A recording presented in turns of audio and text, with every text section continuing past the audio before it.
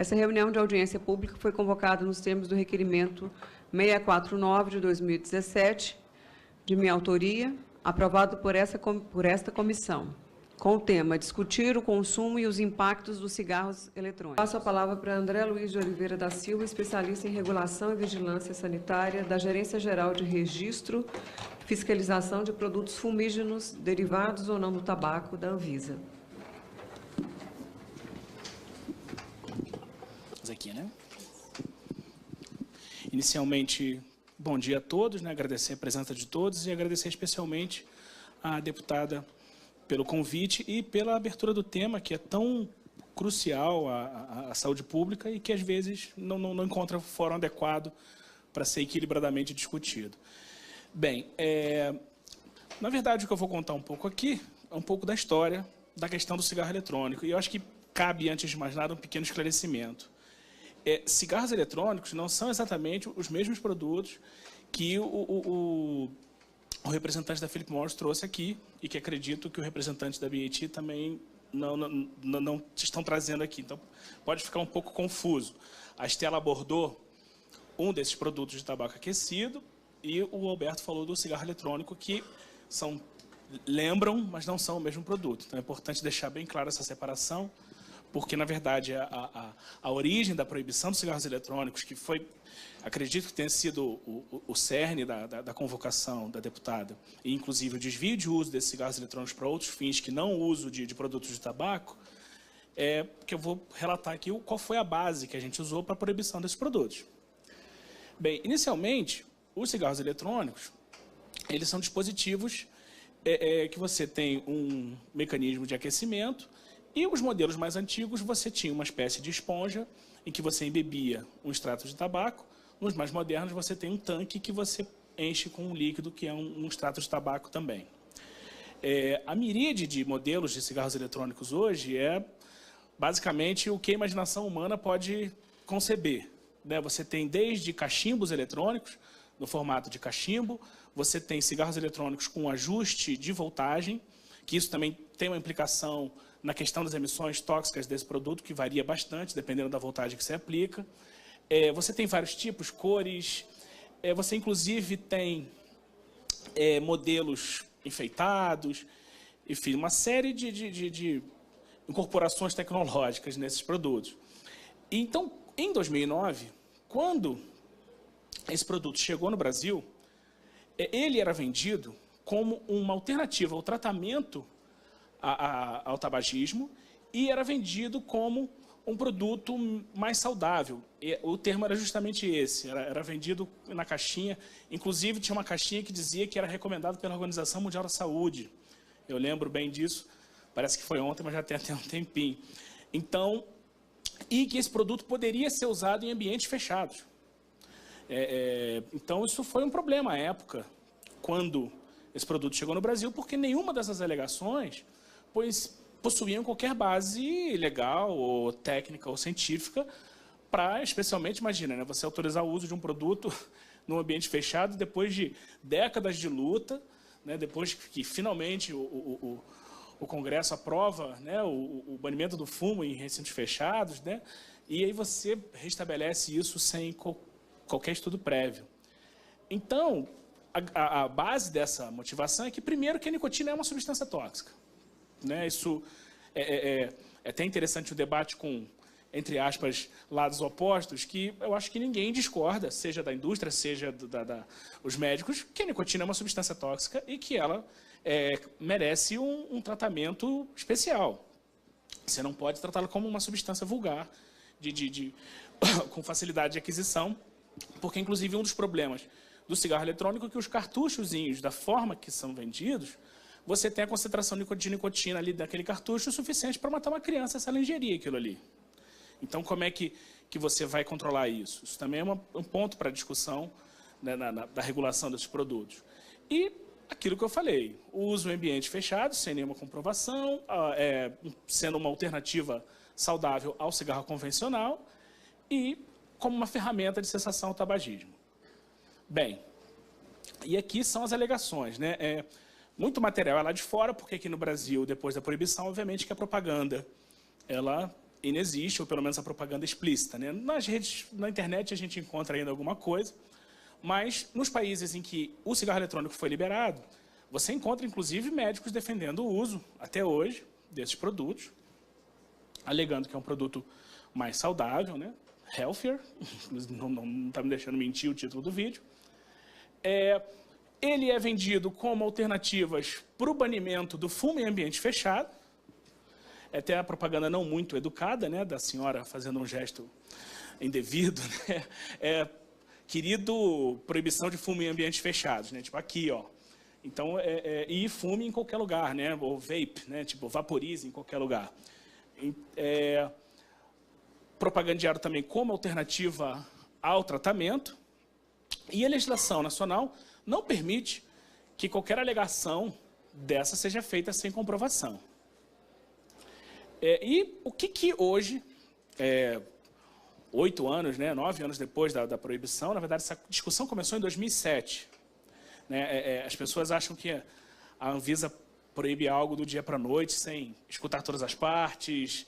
Né, a gente, tudo bem, no final a gente nunca agrada ninguém, todos nos odeiam, mas essa discussão começou em 2007.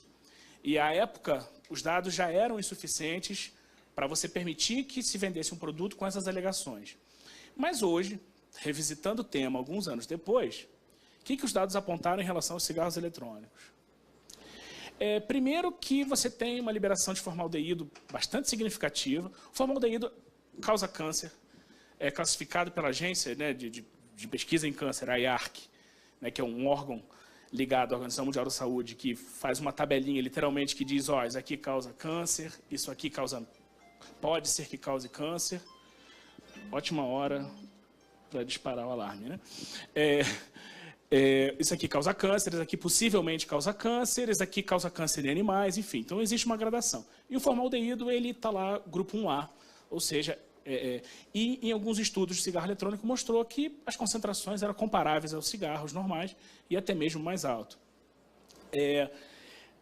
Apesar de que os outros componentes tóxicos estudados, né, não foram todos, se mostraram mais baixos. Mas também é difícil também você parar para comparar com o cigarro, pelo menos hoje, por quê? O cigarro, você tem pelo menos aí 60 anos de estudo. Os cigarros eletrônicos não têm uma década de estudos mais sólidos. Então, até para comparação, e estudos de longo prazo não existem no cigarro eletrônico.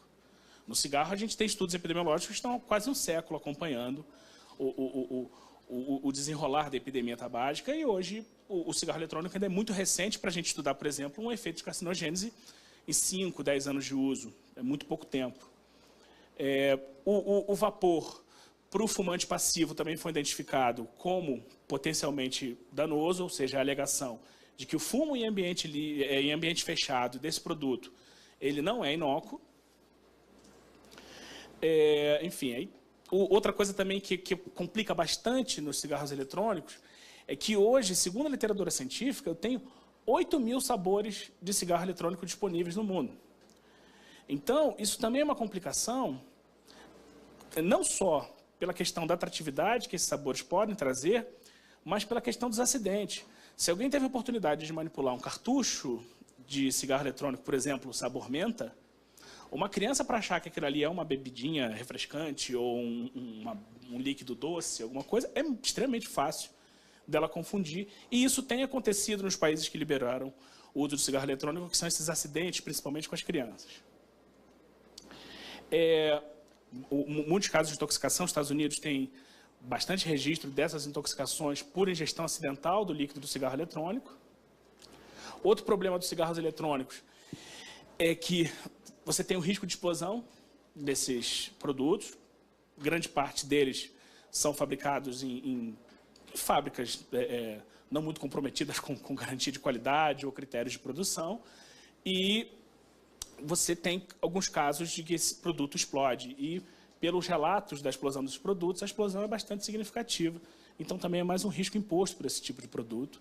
E que, caso algum dia isso venha entrar no mercado, precisa ser observado com muito cuidado esses outros critérios de segurança. E um outro problema também, que é a questão da atratividade desses produtos para crianças e adolescentes. Porque fica muito difícil isso para mim, André, né, me convencer que esse é um produto para tratamento da sensação quando ele me vem com equipamento Bluetooth para atender o telefone. Então, é bastante complicado também. Ele tem lá o botãozinho de volume, ele é vendido, inclusive, para isso. Então, alegar que um produto desse não é atrativo para os mais jovens, realmente fica, pelo menos, fica difícil para convencer no primeiro instante o porquê de algo que é para tratamento, né, você precisar atender o telefone. E, obviamente, que mundialmente a gente tem alguns casos bem complicados da forma de promoção desses produtos. Primeiro é a promoção entre crianças e adolescentes, que são esses modelos coloridinhos. Infelizmente, eu não consegui achar a foto com uma resolução melhor, mas são modelos bem coloridinhos, com pedrinhas. Tá? Você tem sites que já visam um outro tipo de público, que eu acho que encontra a preocupação da deputada, que é a questão do uso de outros líquidos que não líquidos originários de tabaco, que são extratos de maconha, de crack, enfim, de outras drogas que podem ser utilizadas nesse produto. O produto, da forma que se apresenta hoje, o cigarro eletrônico convencional, ele permite o uso de praticamente qualquer substância que você consiga fazer um extrato. Então, isso também é um ponto que é importante ressaltar na questão da engenharia do cigarro eletrônico tradicional.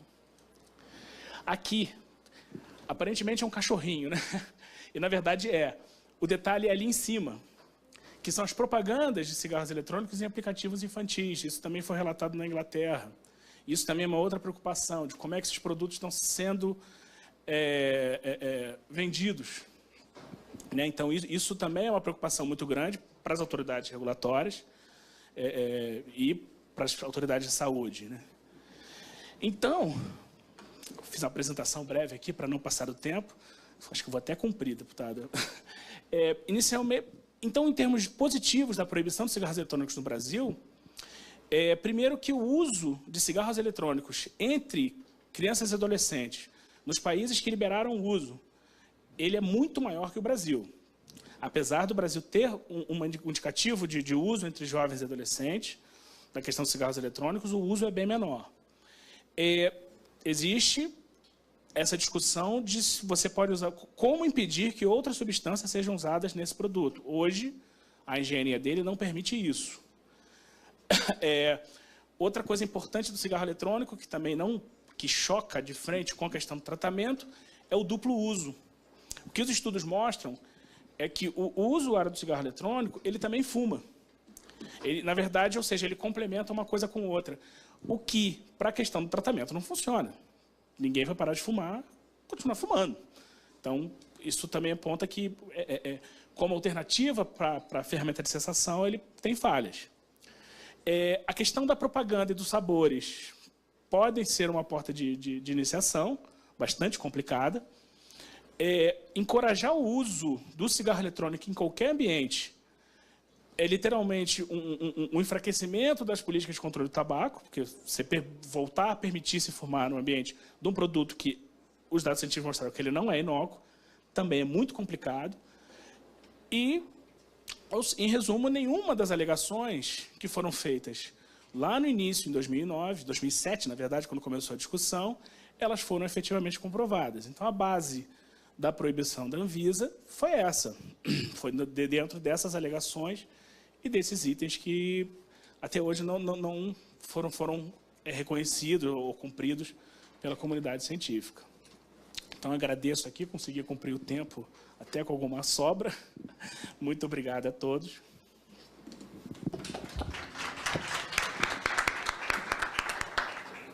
Eu agradeço a participação do senhor André, representante da Anvisa.